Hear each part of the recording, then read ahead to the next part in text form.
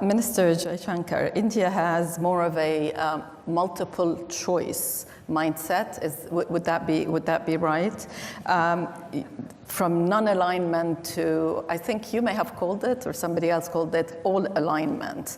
So you can pick and choose alliances, but you can also pick and choose topics. On Russia, for example, you still buy Russian oil. Is that okay with your counterpart from the US? Everything is, your relationship is fine, you can do whatever you want, whenever you want? Okay. First of all... I mean, you're sitting next to each other. No. So. First of all, delighted to be here. And I couldn't find a better set of people to be with on the stage. So thank you for whoever put us all together. Your question, do we have multiple options? Answer is yes. Is that a problem? Why should it be a problem? If I'm smart enough to have multiple options, you should be admiring me. You shouldn't be criticizing. Now, is that a problem for other people? I don't think so. I don't think so, certainly in this case and in that case, because look, we try to explain what are the different pulls and pressures which countries have.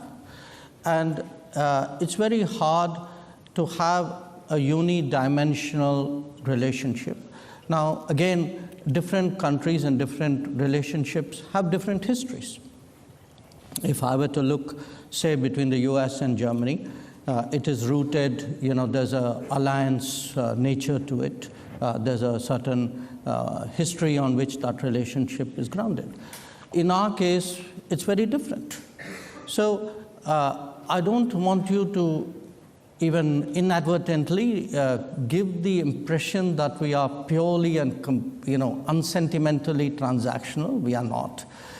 We get along with people, we believe in things, we share things, we agree on some things, but there are times when when you're located in different places, have different levels of development, different experiences. All of that gets into it. So life is complicated, life is differentiated. And I think it's very important today not to reduce the entire complexity of our world into very sweeping propositions. Yeah. I think that era is today behind us. Yeah. So I agree very much with what Tony said, which is good partners provide choices.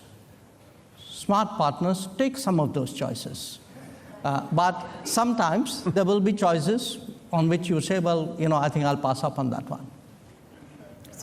It's a very good point, which brings me to the BRICS and the rise of middle powers, because that is one of the shifts that we see today. To what extent do you think that is a challenge to the West, or maybe that can be sort of the bridge, especially in a world where we will see continued competition between the US and China?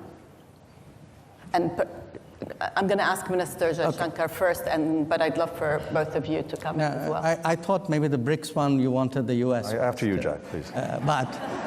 Look, again, I think it's important to go back to how it began. The BRICS started in an era where Western dominance was very strong. The premier gathering of the world was the G7. And you had a number of significant powers in the world who felt that, well, they were not part of the G7, but maybe they also brought value to the table by sitting and discussing with others. So in a sense, you had a collection of these countries. It was originally 4. South Africa joined later. If you look at it, it's a very interesting group because it's geographically as disparate as it can be. Yet it is bound by the fact that these discussions we've had over a decade and a half have been very useful for all of us. Now, like any product, you test it in the market at some point. We tested it last year and asked people, so how many of you want to join BRICS? And we got almost 30 countries who were willing to join BRICS. So clearly, if 30 countries saw value in it, there must be something good we've done. So I think it's important today to make a distinction between being non-West and anti-West. Mm-hmm. I would certainly characterize India as a country which is non-West, but which has an extremely strong relationship with Western countries, getting better by the day.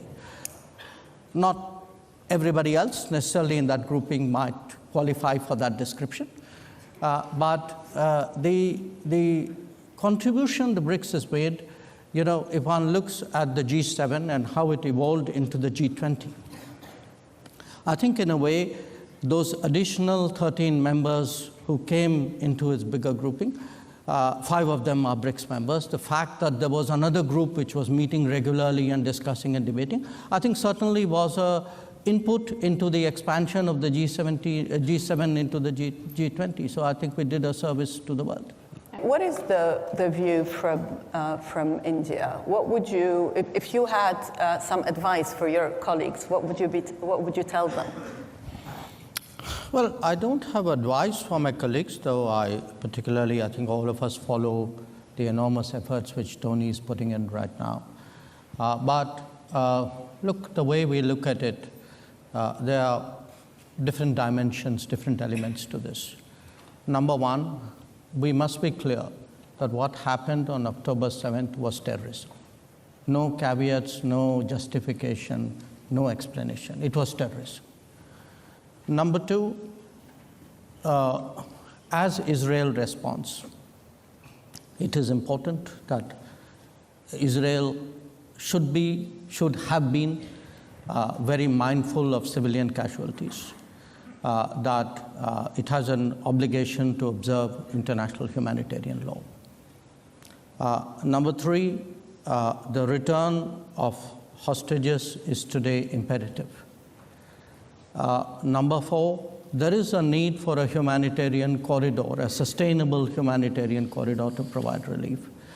And eventually, there has to be a permanent fix, a long-term fix, otherwise we're going to see a recurrence. And I think today, certainly India has long believed in a two-state solution. We have maintained that position for many decades. And I think today many more countries in the world today feel not just that the two-state solution is necessary, but it is more urgent than it was before.